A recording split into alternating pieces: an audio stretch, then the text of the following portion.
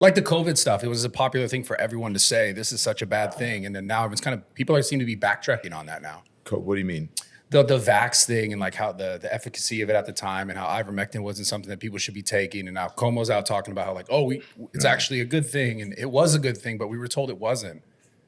You know what I'm saying? He was just on PBD's podcast talking about that. Yeah, I don't. And you and him were really kind of like anti, like take the thing, do it. And well, I was pro or anti. This whole argument about vaccines is a little weird to me because I think people are Monday morning quarterbacking the idea of vaccines and what do you mean by Monday morning? Because remember, this was a virus that we hadn't seen before. It was it was a once in a lifetime pandemic, and people didn't know. And I think we have to give the people who are in charge, including the Trump administration, a little grace because no one knew how to deal with this. And I think that our health officials and politicians were doing what they thought was best to save the most amount of people, to keep people safe and to keep them healthy. Do they make mistakes along the way? Absolutely. But that's life. And so, I think I thought that people should be doing what would, instead of being selfish for themselves, we should have been doing what was best for our fellow man. I have a relative who has a compromised immune system. So whether I believe in wearing a mask or not, around that person, I'm going to wear a mask. I'm not going to be selfish and say masks are stupid. I'm not going to do it because I am not selfish. And I love that person. I don't know if the person I'm standing next to in the grocery store or if I'm in the post office, I don't know if they have a compromised immune system. I have someone who's on my staff who still wears a mask, and someone came in and said, why the f- is she wearing a mask? And I had to tell that person she has lupus. And so if she got anything, a cold or anything, it's going to affect her in a detrimental way. So I think that people who are questioning the use of masks, even in the moment, we're being a bit selfish. And even vaccines are not new. I mean, I grew up having to get all kinds of vaccines and all kinds of shots because I live in a country where we have to associate with a lot of people.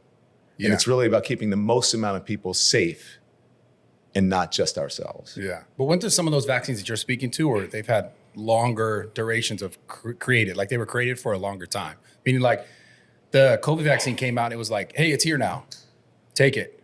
And then they had to give like more and more shots to keep the efficacy up. I get a flu shot every year. Yeah, right. Yeah. But in regards that's not mandated, right? No, it's not mandated, but a flu shot is not part of a pandemic. If we had a flu pandemic, then I'm sure they would mandate flu shots. I guess the question comes back to like, listening to Como speak and listening to like a lot of what people are talking about now is saying that like they knew that there was other methods that people could have done, like ivermectin was one of them that helped. I don't think they knew that ivermectin. Ivermectin was not meant for COVID. It has not been tested for COVID. And so people pushing back on ivermectin, I think it was the right thing to do because there was no medical evidence that ivermectin could help save people from getting COVID or prevent them from getting COVID or had any effect on the COVID-19 vaccine. So what our health officials, what I believe in medicine, I believe in science, and I believe that my government is looking out for me and trying to do the best for me. And if my government is telling me a vaccine that was actually that Donald Trump helped to facilitate, and Donald Trump was not a candidate that I really respected. Yeah. Even with him, I thought that I believe that my government is looking out for me. And so if scientists, if doctors, if virologists are telling me that this vaccine is safe and that ivermectin has no effect on the COVID vaccine, then I'm going to believe on the COVID vaccine or the COVID virus. Because the vaccine. I'm sorry, not on the vaccine. Yes, right. on COVID, and then I'm not going to. Yeah. I'm going to believe in the science and I'm going to believe in the doctors. Which is fine, but shouldn't other people have the right to like not take the vaccine and not be like forced to put something in their body that they didn't want? Yes, you're an American, you have the right to do that. But it seemed at the time like media was really like shaming people of like, if you didn't get a vaccine, like it's your fault. No, I don't know if the media was shaming people. I think what people were saying was, I think people were being selfish about that. If you don't get the vaccine, then don't get the vaccine, but don't expect to be able to do and go places where people who got the vaccine and like make a living, right? Everybody's working from home. No. People weren't at work. I mean, you couldn't go to school. Did you get the vaccine? No, I didn't get the I vaccine. didn't get it. No, I got the vaccine. But if someone in my office didn't want to get the vaccine, then I would tell them to work from home. Did you get a Vax card too? Yeah. I paid $2,000 for a fake one. That was I got scammed. Yeah. No, but seriously, I thought So that's waste of fine. If you don't $2,000. want to get the vaccine, then that's fine.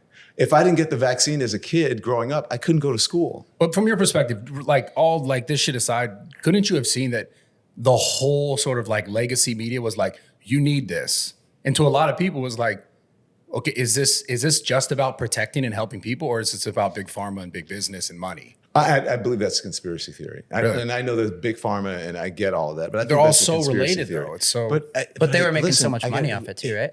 Fine. But we were in the middle of something that nobody knew about, something that was new that was killing people. I remember when I worked for NBC and we did the SARS vaccine. I mean, the SARS pandemic. And no one knew. We were leaving equipment at people's homes because we were afraid of being infected. No one knew. And so I think people were trying to do what was best for their fellow man, the best for the American public. And that's my honest belief. And I don't think the media was trying to push. I think the media was putting out what the government and what our officials were telling us what was good to do. So there was a point where we were wiping mail and leaving it so that the germs could go away. We were taking our clothes off and when we got into the house and throwing it in the washing machine and jumping in the shower. Nobody knew. So like, cut it some slack. Like I don't think everybody's out to get everybody. Anyways. I just think there was a lot of evidence too that like it wasn't really affecting young people. And those like, if you did your own research, like for me, when I looked into it, I was like, I don't know if I'm at risk as much. Like, I don't think I need to get the vaccine. And that's why I chose not to get it. I didn't want to get a shot when I was a child because I was afraid of needles. But my parents told me I needed to get a shot in order to go to school. But those ones could be like good for you too. Yeah, but I think the vaccine was good for you too. I think the vaccine was good for people. Well, they just recently AstraZeneca, I think they just came in and was like, yo, we're taking this off the market because there's so many problems related to this. There's problems related to the drink that you have. I'm sure that, some people may be allergic to that, but right. But in a time where like you couldn't work or you couldn't go to school or you couldn't, I own a gym and I couldn't have my gym open. Yeah. And a gym in that certain situation where there's so many other benefits and health benefits that are actually like combating the things that also the vaccine we're trying to help with that you could do naturally, that we're all now saying, oh, this is actually really beneficial and people should have been able to do this the whole time. And it's just kind of like we're just going to say our government cares about us so much that like we're going to dismiss all of this sort of stuff that is really also beneficial to us and just go take this thing that is a for-profit business. It seems a little disgenuine.